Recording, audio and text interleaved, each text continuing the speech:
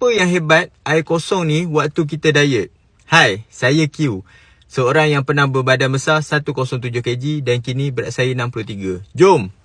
Hari ni saya nak ceritakan apa kehebatan air kosong. Kenapa kita perlu air kosong? Korang kena tahu, air kosong ni dia semula jadi akan menaikkan metabolisme badan korang. Nak kurus kan? Metabolisme kena tinggi.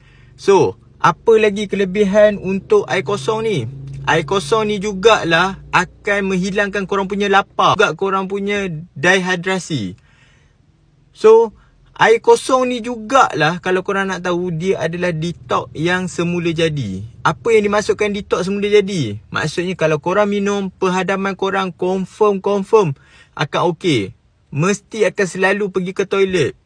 So, kalau korang nak kurus, korang kena ingat metabolisme kena tinggi, perhadaman kena betul. Dan juga yang paling penting, boleh tahan lapar. Next, apa yang lagi korang nak saya share?